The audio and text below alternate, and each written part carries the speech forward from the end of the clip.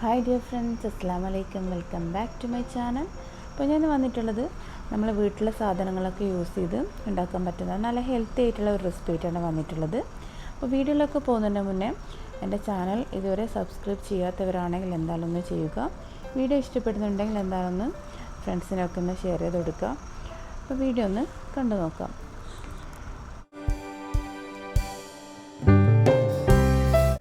ഇതുണ്ടാക്കാൻ വേണ്ടി ആദ്യമായിട്ട് വേണ്ടത് പച്ച നേന്ത്രക്കായാണ് വേണ്ടത്. അപ്പോൾ ആ പച്ച നേന്ത്രക്കായ ഇതുപോലെ രണ്ടായി കട്ട് ചെയ്ത് നടുവിൽ കട്ട് ചെയ്തതിന് ശേഷം ഇതുപോലെ കട്ട് ചെയ്തെടുക്കുകയാണ് ചെയ്യുന്നത്. തൊലിയോട് കൂടി തന്നെയാണ് ചെയ്യുന്നത്. ഞാൻ ഇവിടെ ഒരു 4 പീസ് എടുത്തിട്ടുണ്ട്. ശേഷം അതിലേക്ക് വേവാൻ ആവശ്യമുള്ള 1.5 ഗ്ലാസ് വെള്ളം ഒഴിച്ചു കൊടുക്കുക. ശേഷം ചെറിയൊരു കളറിന് വേണ്ടി മഞ്ഞൾ കൂടി ചേർത്ത് കൊടുത്തിട്ടുണ്ട്. പിന്നെ അതിലേക്ക് ചേർക്കുന്നത് 2 അയില ചേർത്ത് കൊടുത്തിട്ടുണ്ട്. 2 വലിയ പീസ് അയിലാണ് എടുത്തിട്ടുള്ളത്.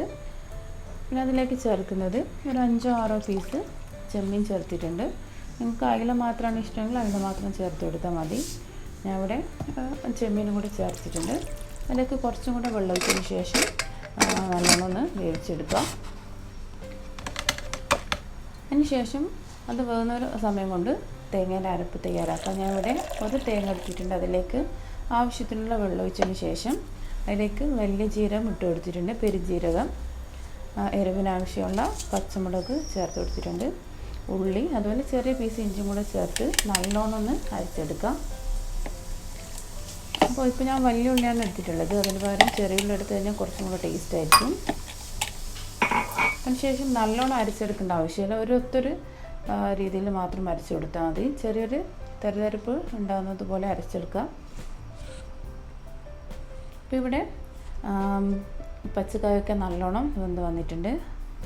ആദ്യം തന്നെ മേലെയുള്ള ഈ 2 അയില എടുത്ത് സൈഡിലേക്ക് ഒരു പ്ലേറ്റിലേക്ക് മാറ്റി വെക്കുക.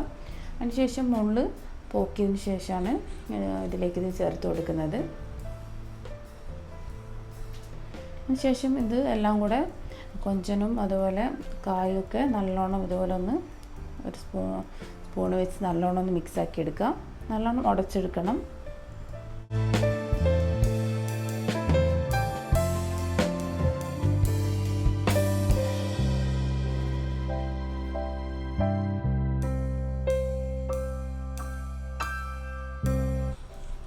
അപ്പോൾ അയിലേൻ്റെ മുള്ളൊക്കെ മാറ്റിയതിന് ശേഷം കൈകൊണ്ട് നല്ലോണം ഒന്ന് മിക്സ് ചെയ്ത് നേരത്തെ വേവിച്ച് വെച്ച പച്ചക്കായിൻ്റെ മിക്സിലേക്ക് ചേർത്ത് അതുകൊണ്ട് നല്ലോണം ഒന്ന് മിക്സ് ചെയ്ത് കൊടുക്കുക.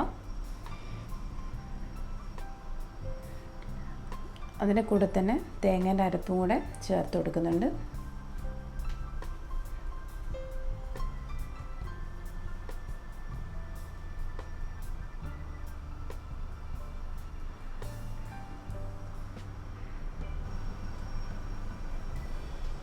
അപ്പോൾ തേങ്ങേൻ്റെ അരപ്പും കൂടെ ചേർത്തതിന് ശേഷം ഈ പച്ചക്കായൻ്റെ മിക്സും നല്ലോണം ഒന്ന് മിക്സ് ചെയ്തെടുക്കണം.